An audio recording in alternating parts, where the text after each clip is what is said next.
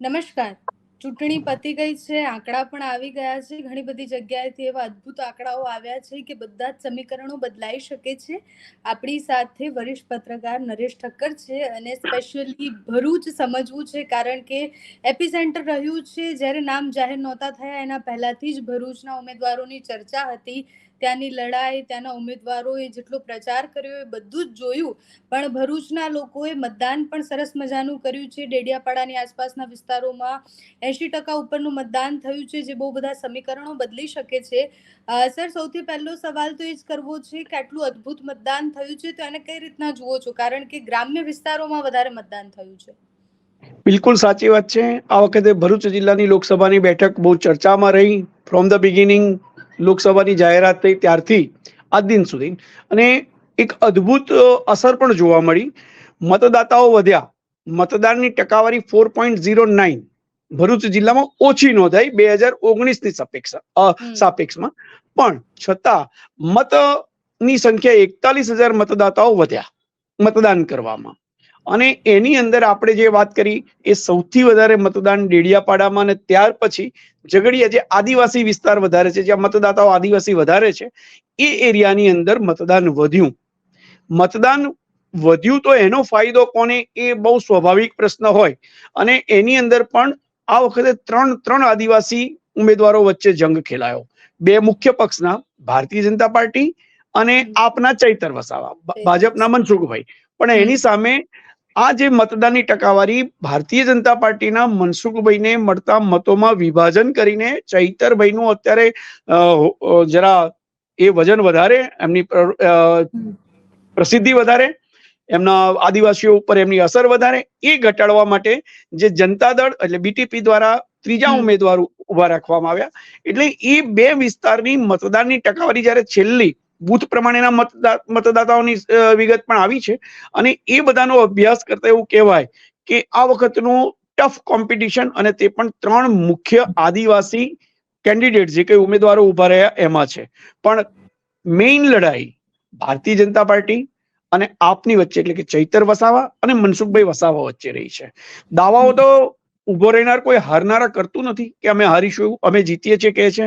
ભારતીય જનતા પાર્ટીએ પણ કહ્યું છે, અને આપ પણ કહે છે કે અમે આટલા મતથી જીતીએ છીએ. ભાજપા લાખોની સંખ્યામાં કહે છે, તો ચૈતર વસાવાએ પણ દાવો કર્યો છે કે ભાઈ અમે લાખ મતથી તો જીતીશું. પણ જે આંકડા બતાવી રહ્યા છે એ આંકડા બહુ ટફ ફાઇટ બતાવે છે, કારણ કે મતોનું વિભાજન પ્લસ જે કમિટેડ વોટર્સ હતા એ એરિયાની અંદર, ખાસ કરીને આપણે જોઈએ તો ભરૂચ અને અંકલેશ્વરમાં મતદાનની ટકાવારી થોડી ઓછી થઈ છે, પણ મતદાતાઓ ત્યાં પણ વધ્યા છે. મત આપનારા મતદાતાઓ જે છે એની સંખ્યા બધે વધી છે, કારણ કે ઓવરઓલ 41,000 જે વધારાના મત થયા 2019ની સાપેક્ષમાં, તો એ ક્યાંથી આવ્યા, એ કોના તરફી રહ્યા, એ બહુ જ ઇમ્પોર્ટન્ટ બને છે. અને એટલે જ અત્યારે એવું કહેવાય છે કે હાર જીતની ટકાવારી લાખમાં નહીં જાય, સંખ્યા કઈ 5-25-50. બિલકુલ, કારણ કે જે કઈ મતદાન, અને આદિવાસી પટ્ટી પરનું ઊંચું મતદાન તો બહુ સ્વાભાવિક પણ એવું માનવા પ્રેરે કે ભાઈ આદિવાસી મતદાતા ઉમેદવારો હોવાને કારણે ત્યાંનું મત તો ભાજપના કમિટેડ છે. આ વખતે બેન એક સૌથી નોંધપાત્ર, ઘણી બધી જગ્યાએ, માત્ર ભરૂચ જિલ્લામાં નહીં પણ બીજે પણ એવું બન્યું છે કે સ્વયં મતદાતાઓ બહાર આવ્યા છે.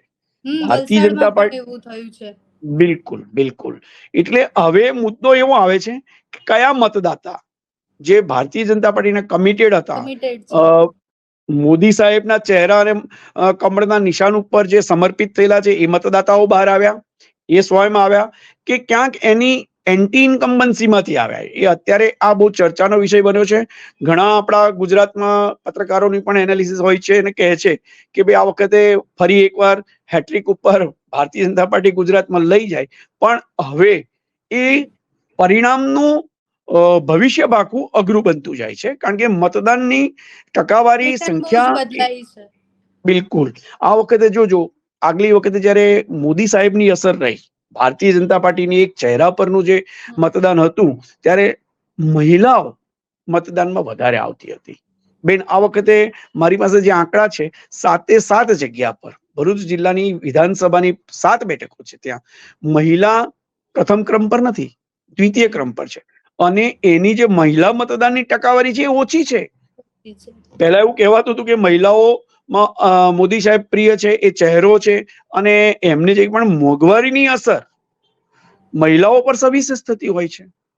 એવું નથી કે પુરુષો પર નથી થતી, પણ મહિલાઓ એની લાગણી બતાવે છે, અને એ મતદાનની ટકાવારી ઘટવામાં, એટલે કે સંખ્યા ઘટવામાં જો મોંઘવારી અસર કરી હોય તો એ ભાજપને નુકસાન છે.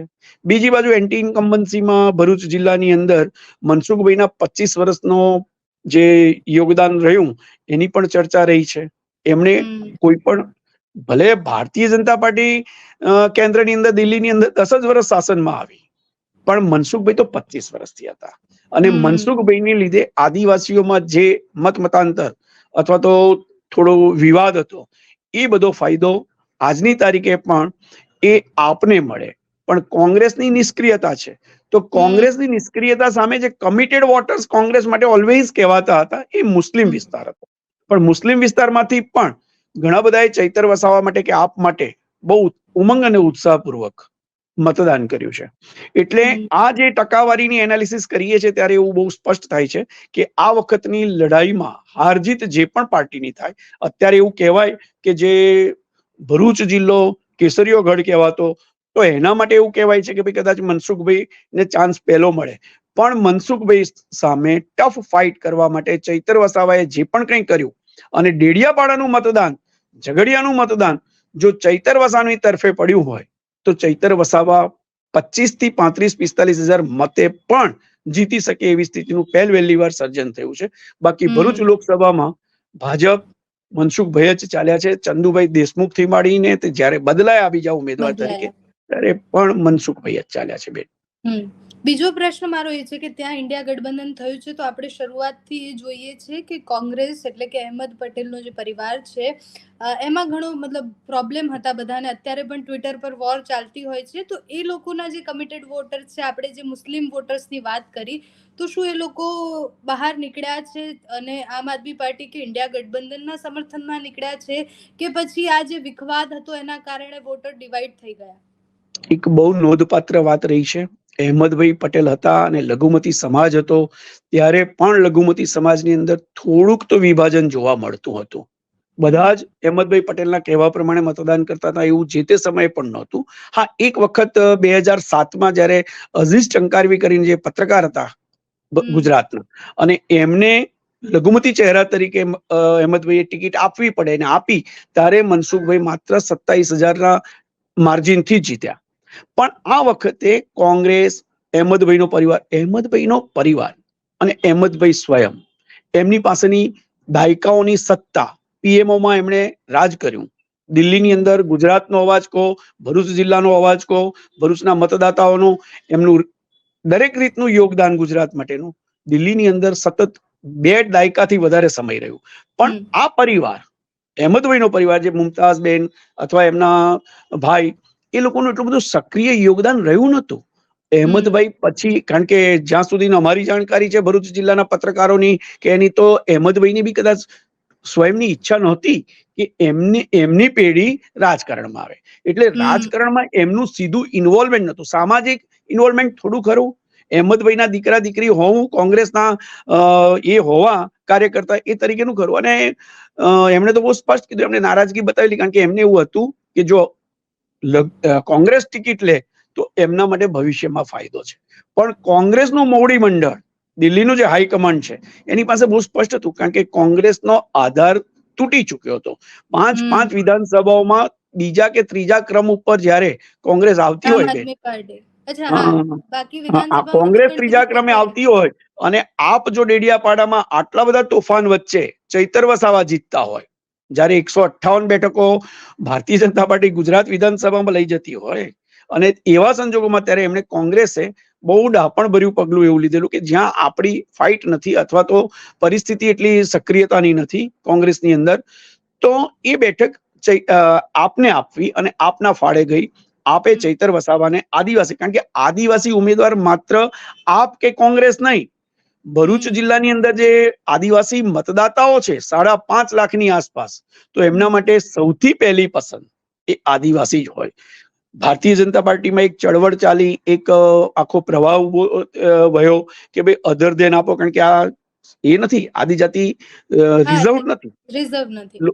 ના તો બિન આદિવાસી કેમ નહીં, પણ ત્યાં પણ કોઈ રિસ્ક લેવા ભારતીય જનતા પાર્ટીમાંથી મોદી સાહેબના ચહેરાના નામે કે ભારતીય જનતા પાર્ટીના કેસરિયા ગઢના નામે પણ આ 2024ની ચૂંટણીમાં કોઈ રિસ્ક લેવાયું નથી. કારણ કે જો આવું થયું હોત તો કદાચ એક વન સાઇડેડ ગેમ બની જાત.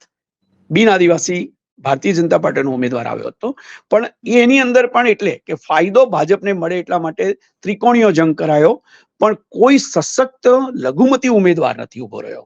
અને એ લોકોએ એમની, જેવી રીતે આપણે આગળ કીધું એમ કે સ્વયં મતદાતાઓ મતદાન કરવા ગયા છે, કોઈ રિક્ષાઓ, કોઈ એવો ટેમ્પો કે એટલા બધા કાર્યકર્તાઓ ઘરે ઘરેથી કાઢી લાવવા મત આપો, એવું આ વખતે બહુ જાજુ ભરૂચ જિલ્લામાં જોવા ક્યાંય નથી મળ્યું. ના અંકલેશ્વર, ના જંબુસર, ના વાગરા.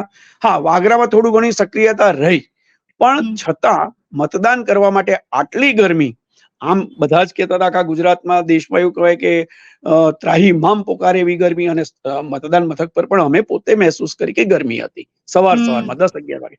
પણ છતાં મતદાતા લોકશાહી માટે કે એના અધિકારથી જાગૃત થઈ અને મત કરવા ગયા, અને એટલે જ 2019ની સાપેક્ષમાં 41,000 જેટલા વધારે મતદાતાઓએ પોતાનો મતાધિકારનો પ્રયોગ કર્યો.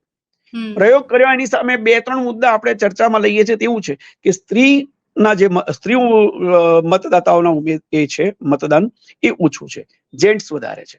હવે એમાં પણ એવું કહેવાય છે કે ભારતીય જનતા પાર્ટીની ફેવર ત્યારે હોય કે યંગસ્ટર્સ જ્યારે મતદાન કરવા આવે, તો એ સ્વાભાવિકપણે રાષ્ટ્રવાદનો મુદ્દો ઉઠાવે છે. એ અભિભૂત છે ભારતીય જનતા પાર્ટી કમળ, અને વિકાસનો મુદ્દો મેઇન હોય એમના માટે.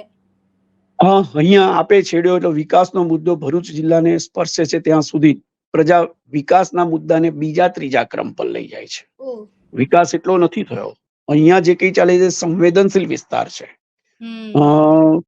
લઘુમતી વર્સિસ એનો જે જોર ચાલતું હોય એ પ્રમાણે છે. એટલે અહીંયા 3 કોમ્યુનિટી બહુ જ પરિણામલક્ષી બનતી હોય છે, અને તે આદિવાસી, લઘુમતી અને બીજો અધર દેન એ હોય તે આદિજાતિ લોકો એ હોય. એ સંખ્યાના મતદાન પર આ વખતે વિભિન્ન એના એ આવ્યા છે, સર્વે કરવામાં આવ્યા, તો એવું કીધું છે કે શહેરી વિસ્તારમાં જે કોઈ આદિજાતિ એના મતદાતાઓ છે એ પ્રભાવી રહ્યા છે આસપાસના વાતાવરણથી. પણ જ્યાં કોઈ ટેબલ નહોતું મૂકી શકતું એવી જગ્યાએ આપે ટેબલ મૂક્યું છે. અને જ્યાં કંઈક પ્રેરણા આપીને મતદાન કરાવાતું હોય એવું થતું હોય ત્યાં આગળ આપે આ વખતે ફાઇટ આપી છે.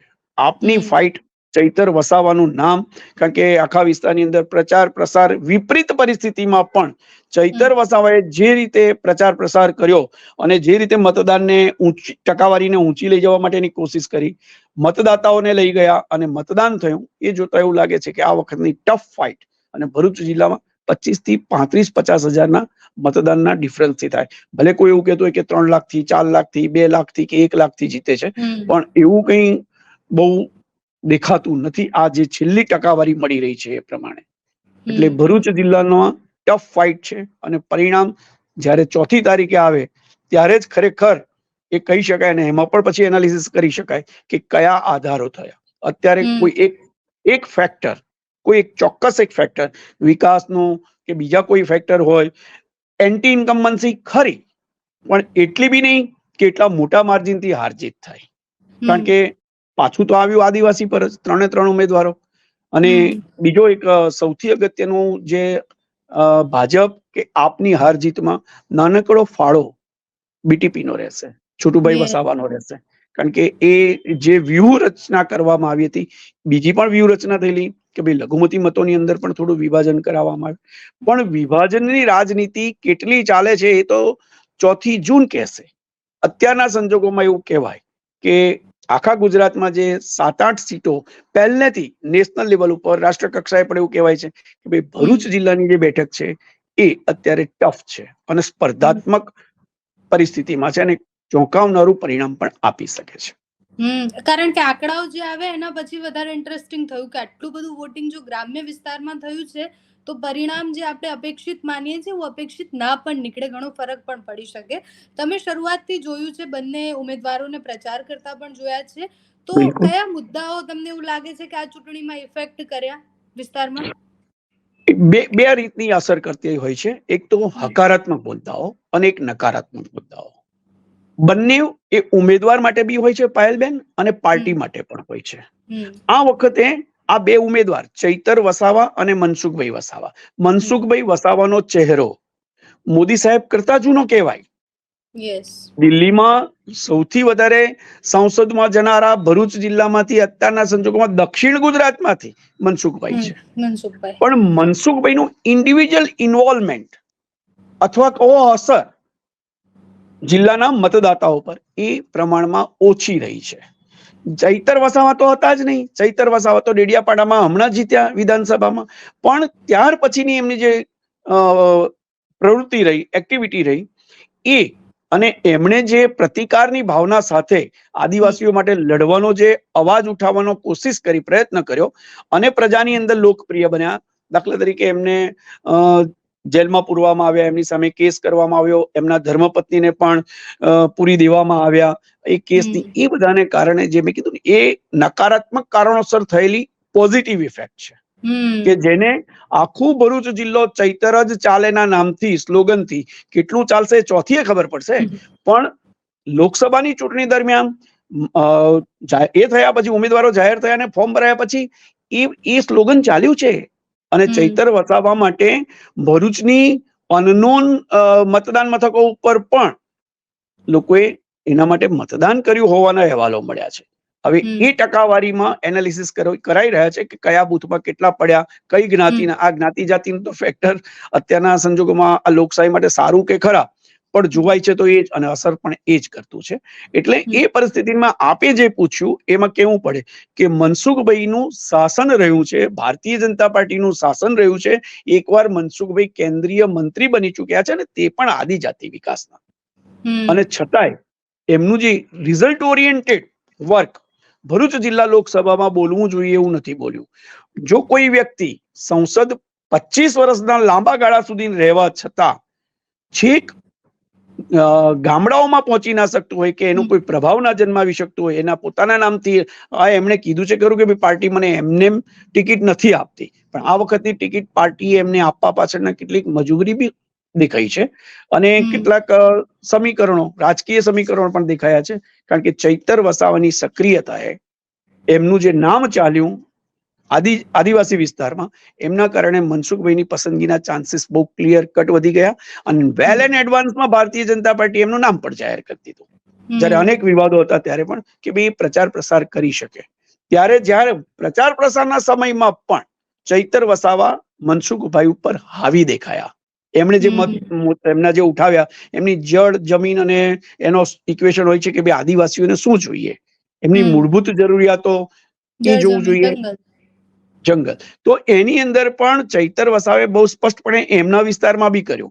તો બીજા મુદ્દા એમણે પણ ઉઠાવ્યા, એમણે પણ સવાલો પૂછ્યા, એમણે પણ કહ્યું કે જે કંઈ મનસુખભાઈ નથી કરી શક્યા એ હું કરીશ, જીતશે તો કરશે, પણ એને એટલું હું કરીશ એની પ્રોમિસ આપી છે. બીજા બધા ઇવન વિકાસના મુદ્દા હોય, ભરૂચ નગરપાલિકામાંથી મહાનગરપાલિકા લાવવી એના માટેનું હોય, ખેડૂતોના જે કે પ્રશ્ન થયા, એની જમીનના મુદ્દા હતા, સંપાદનમાં ગયેલી જમીનોના મુદ્દા, તો દરેક મુદ્દાને બહુ સ્માર્ટલી ચૈતર વસાવાએ, એક નાનો જીવ હોવા છતાં રાજકીય એની અંદર, હા એમના ગોડફાધર છોટુભાઈ વસાવા જ છે, છોટુભાઈનું જ એ કહી શકાય, એમની ટ્રેનિંગ સાથે આવેલો માણસ છે, પણ એણે એ બધું જાણી અને પ્રતિકાર કરીને પ્રજાની અંદર એનું નામ ગુંજતું કરી દીધું, ગાજતું કરી દીધું અને એના વિસ્તારની અંદર પણ આદિવાસી વિસ્તારમાં એણે જ્વલંત મતદાન કરાવ્યું છે. એટલે એ ટફ કોમ્પિટિશનમાં એટલે આવે છે. જ્યારે ભાજપને, ભારતીય જનતા પાર્ટીમાં એમની આંતરિક અસંતોષ બી છે બેન. સાંસદે 25 વર્ષના સાંસદે પણ ફરિયાદ કરવી પડે કે આ મને સપોર્ટ કરે છે કે આ મને નથી કરતા. બીજું, પ્રજાની અંદર પણ અકળાઈ જઈ અને એની ઇમેજ પોતે વધારે ડેમેજ કરવી, એવું પણ મનસુખભાઈમાં બન્યું છે. મનસુખભાઈ ઇન્ડિવિજ્યુઅલ માણસ ઘણો સારો, એની અંદર ભ્રષ્ટાચારના કોઈ આક્ષેપ નથી, વ્યભિચારના કોઈ એવા આક્ષેપો નથી, પણ તેમ છતાં એમને જે કઈ નકારાત્મક અસરો જન્માવી છે એની સામે જો મનસુખભાઈ જીતે તો એ ભારતીય જનતા પાર્ટીનો વિજય છે, મોદી સાહેબનો વિજય છે.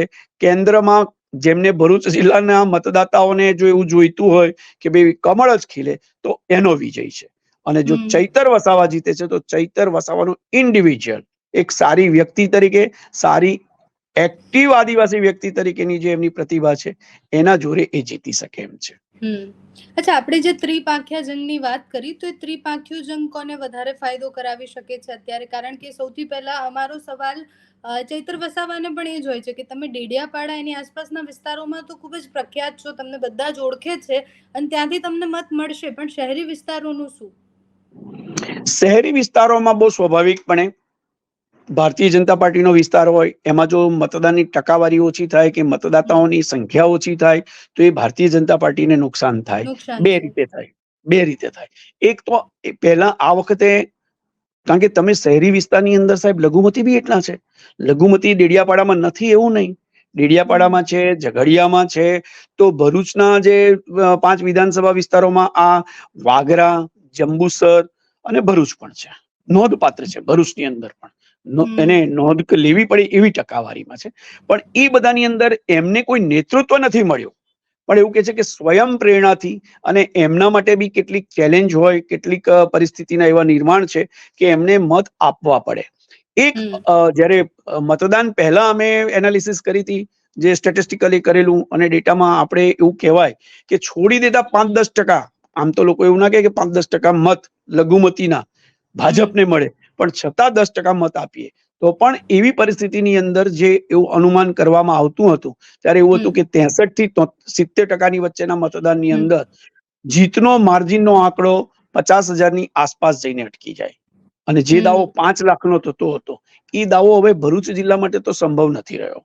મતદાનની ટકાવારી અને બંને બળ્યા. ત્રીજી તમે જે એક વાત કીધી કે મતોનું વિભાજન કોને નુકસાન કરે, જ્યારે 1 to 1 ફાઇટની અંદર બેન ત્રીજો ઉભો રાખવામાં આવતો હોય, ઉભો રહેતો ના હોય, ઉભો રાખવામાં આવતો હોય, હા, ઉભો રાખવામાં આવ્યો, અને એ પોતે બી કહી ચુક્યા કે ભાઈ ભારતીય જનતા પાર્ટીમાં જ વાદ વિવાદ છે. દિલીપભાઈનું સ્ટેટમેન્ટ છે યુટ્યુબ ઉપર કે ભાજપમાં જ અસંતોષ છે, ભાજપના જ એમને હરાવવા ફરે છે. હવે એ કઈ સંજોગોમાં એમણે આક્ષેપ કર્યા, એમની નિષ્ફળતા, નિર્બળતા જોઈને કે ખરેખર એમને જે પ્રાપ્ત થયેલી માહિતી પ્રમાણેનું હોય, તો એ મેં આગળ બી કહ્યું છે કે આ બે મુખ્ય પક્ષના ઉમેદવારો સિવાય કોઈની ડિપોઝિટ બચે એવું વર્તમાન સંજોગોમાં કે આ મતદાનની ટકાવારી જોતા લાગતું નથી. પણ 25,000, 50,000, લાખ જે કઈ મત ઝઘડિયાની અંદર, ઝઘડિયાનું મતદાન બહુ સારું છે બેન. ઝઘડિયાનું આપણે જોઈએ તો 2,10,000, 2 લાખ મત પડ્યા છે. હવે 2 લાખમાં 25, મેં કીધું એમ આદિવાસીમાં એમને નહીં ચાલે, છોટુભાઈનું ફેમિલીને હવે બહુ નહીં ચાલે, કારણ કે એમને પણ કામ કરવાનો બહુ લાંબો સમયગાળો મળ્યો, લાંબી એમની એ પણ થઈ, પણ આદિવાસીઓનું ટ્રસ્ટ કરે, ત્યાંના લોકો આદિવાસી એમના પર ટ્રસ્ટ કરે, પણ પછી લોકલ જે છે એ લોકલ જે ફેમિલી છે ત્યાં ઝઘડિયાની તાલુકા પંચાયત પર એક હત્તું શાસન છોટુભાઈનું હતું. એમના 2 દીકરાઓ હતા, એ ત્યાં જ હતા આટલા વર્ષ, લગભગ એમને 25-30 વર્ષથી આદિવાસી મસીહા તરીકે છોટુભાઈ બોલાયા. એમના પછીના ઘરમાં જ વિભાજન થયું. એટલે વિભાજન જે રાજકીય રીતે અત્યારે આદિવાસીમાં કરાવે છે, તો ઘરમાં બી વિભાજન છે. એટલે જ્યારે વિચારધારાઓ ના હોય અને માત્ર હાર જીતની ગણતરીઓને આંકડાઓ પર જ રમત રમાઈ હોય, ત્યારે પછી એ ડિપોઝિટ બચાવવી અઘરી પડે. પણ એ 2 લાખમાંથી 30% મત બી એમને 50,000 બી મત મળે તો એ 50,000 મનસુખના કપાયા છે, મનસુખભાઈના કપાય છે, ભાજપના કપાય છે કે ચૈતરના? આ લોકોનો હેતુ ચૈતર વસાવાનું માર્જિન ઘટે, જીતવાની સંભાવનાઓ ઘટે, એ માટેની જ પાર્ટ ઓફ સ્ટ્રેટેજી પ્રમાણે હતું. પણ એ પાર્ટ ઓફ સ્ટ્રેટેજીમાં આ વખતે બેન એન્ટાયર ગુજરાતમાં તમે જોજો આદિવાસી પટ્ટી પર મતદાન વધારે થયું છે, બહુ જ વધારે થયું છે. હા, અને છેલ્લા અમારી પાસે જે રિપોર્ટ છે એવું છે કે કદાચ વલસાડમાં એટલો ફાયદો એને ન પણ થાય કોંગ્રેસને, પણ કારણ કે જે ડાંગ, આહવાની અંદર ભાજપ બી બહુ ઊંડા મૂળિયા નાખી ચુક્યું છે. એની બી ઘણી બધી સંસ્થાઓ છે જે કામ કરે છે, અને એનો ફાયદો લેવા માટે બધા જ કામે લાગી ગયા હતા, કારણ કે આ વખતે બધાને લાગતું હતું કે આપણે ખતરામાં છે, અને એ ખતરાને ટાળવા માટે જીવ સટોસટની બાજી બધાએ જ ખેલી છે. હવે અહીંયા ચૈતર વસાવાને બી ખબર હતી કે જો હું આજે નથી તો પછી ક્યાંય નથી.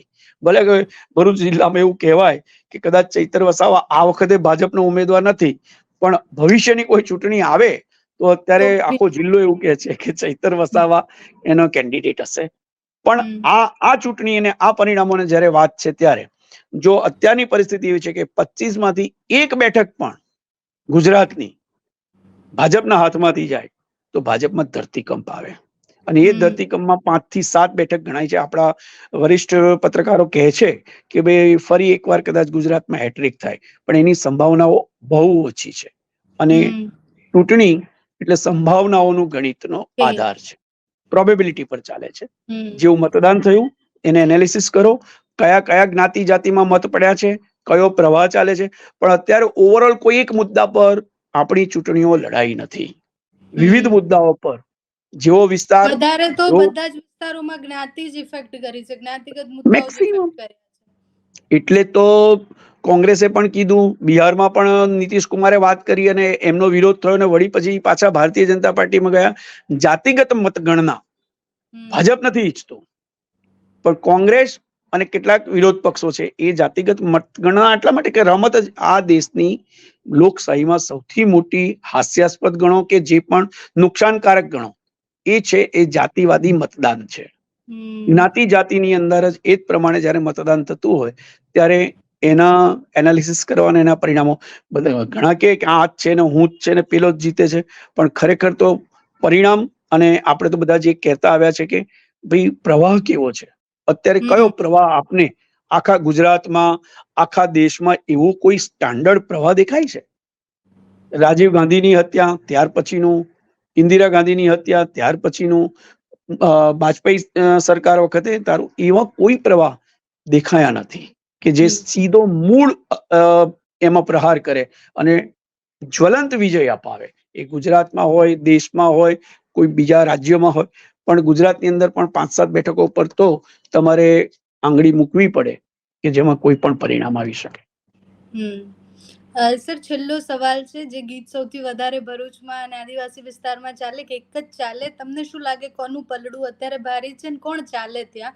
અને એક છેલ્લો એમાં બી એડ કરું છું સવાલ કે જે આપણે વાત કરી રહ્યા છીએ કે હેટ્રિક નહીં થાય, તો કઈ બેઠકોમાં તમને એવું લાગે છે કે આ વખતે રસાકસી છે અને પરિણામ બહુ જ અલગ આવી શકે છે જે વિચાર્યા નથી, એટલે 26-0 નહીં થાય?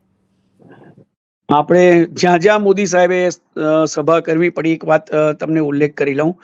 દર વખતે અમારા આપણે ભરૂચ જિલ્લામાં, દક્ષિણ ગુજરાતમાં, આસપાસના વિસ્તારમાં મોટું માથું કહેવાય, મોટો ચહેરો કહેવાય એવી ભારતીય જનતા પાર્ટીની પ્રચાર સભાની ગોઠવણ થતી હતી.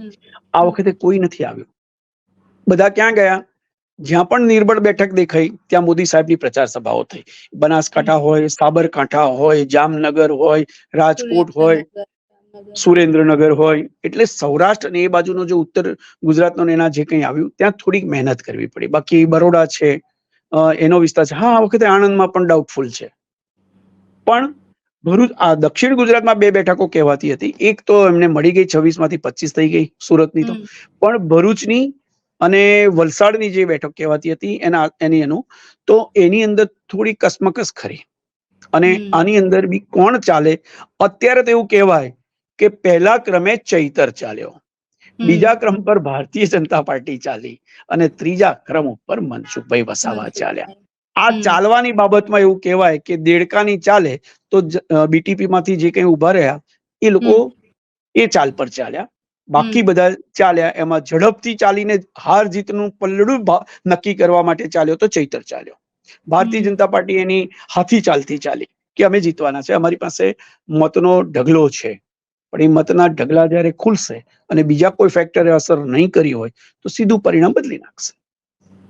ઓકે, બહુ જ ઇન્ટરેસ્ટિંગ છે આ વખતે જે પ્રમાણેના આંકડા આવ્યા છે ત્યારથી જ મગજમાં એવું ચાલે છે કે જ્યાં જ્યાં ધારાસભ્યોને ઉતાર્યા છે, જ્યાં જ્યાં કોંગ્રેસે મહેનત કરી છે, એટલે ઇન્ડિયા ગઠબંધનને જ્યાં સામૂહિક મહેનત કરી છે ત્યાં ટક્કર તો થઈ છે. જીતશે કોણ એ તો આપણને 4 તારીખે ખબર પડશે, પણ ભરૂચનું ચિત્ર હવે ધીરે ધીરે ક્લિયર થઈ રહ્યું છે.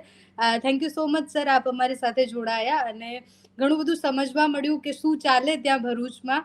આમ તો આદિવાસી વિસ્તારોમાં જે મતદાતા હોય છે એમની